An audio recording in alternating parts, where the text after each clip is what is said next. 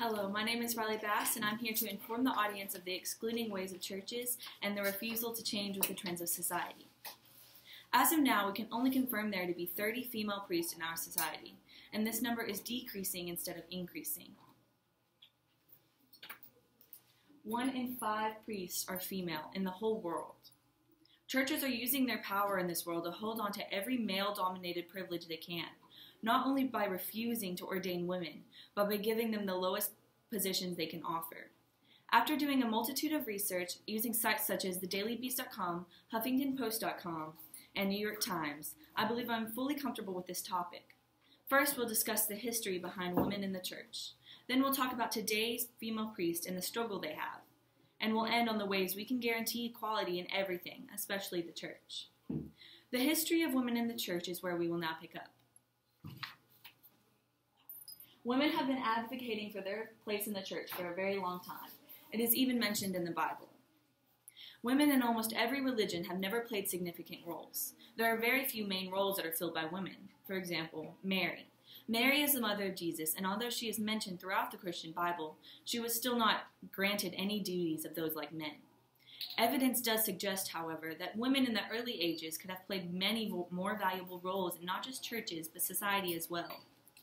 While back in the day and age, women were treated worse, they still had more of a religious importance than they do now, and that is saying something. One of the best-kept secrets in Christianity is the enormous role that women played in the early church, says ChristianHistoryInstitute.org. The ladies now have to deal with not being let into the clergy, but also with the fact that the churches are trying to cover up women in their texts and history. Instead of moving forward with society, these places of worship are choosing to move backwards, farther into their idealistic ways. Not only is the church bringing down these women, but it is the rest of our world as well. Women these days are rejected from jobs, schools, and neighborhoods just for religions or sometimes their lack thereof. They are reprimanded when they give their time to the church or any other temple. Our world needs to learn how to accept people of different backgrounds and religions. We cannot keep faking ignorance anymore. Let us move on to the struggle with female priests are presented with today. The main organization that ordains women calls itself the Roman Catholic. They and several other independent Catholic jurisdictions have been ordaining women since the late 1990s. TheDailyBeast.com tells us how these women were noticed in early June. A small group of devout Catholic women marched near St. Peter's Square with a big pink cardboard telephone booth marked Door to Dialogue, trying to draw attention to the taboo topic of female priests.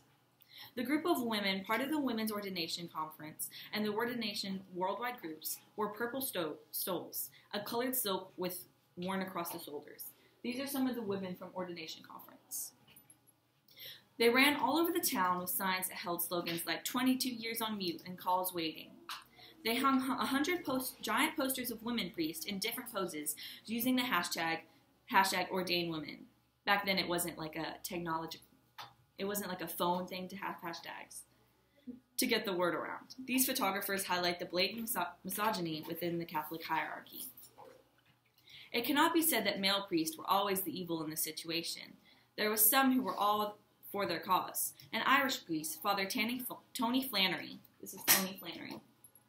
was with these women because he believed it for God's will. He was banned from active ministry and suspended and barred from telling the public any information about the church, because he was an advocate for these women's rights. I am becoming increasingly convinced that the inequality of women is becoming a major issue and a major challenge facing the Catholic Church, he told the National Catholic Reporter. Unless addressed, he said, the church will continue becoming more sidelined and little more than a sect.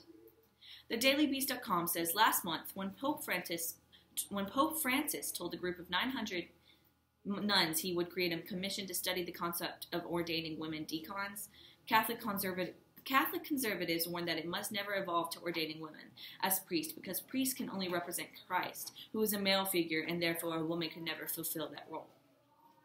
This is just more proof that the church is using whatever strife they can to take hold of to come after these women. Let us move on to how to guarantee equality in the church. Churches, temples, and other religious institutes have and still are continuing to tear down women. They take advantage of their ancient texts and rely too much on the gender, age, or race of those in the writings, instead of closing in on what the lesson is behind them, Christian egalitarianism. also known as biblical equality, is egalitarianism based in Christianity. In theological spheres, egalitarianism generally means equality in authority and represent the responsibilities between genders, in contrast to complementarism. This point shows us how the churches are dragging the Bible between evidence and facts. Not only should women be allowed to continue into ministry, they should be treated as equal of male priests or pastors. If these gods or singular God are or is so powerful, why should they not been able to speak through women? If it is their will to do so, what is stopping a woman from getting to know her God? Even Michelle Obama has hinted that she believes God speaks more through women than men. Egotistical men cannot continue to hide behind the church. It is your calling, your only perceived purpose in life, and you cannot see any better option. This is your life, and you would love to follow through with everything you've had planned.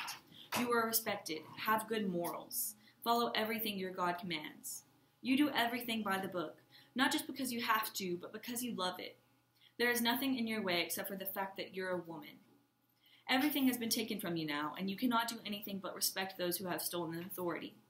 Would you really stand and let what you believe to be wrong happen in front of your eyes? This is how these women feel, and as of now, there is nothing stopping these misogynistic religious men from continuing to strip them of their beliefs and holdings. We must continue to fight for and stand for, and let no one come between a woman, or anyone for that matter, in what they believe in or feel they call it, or what they believe in or feel they are called to do.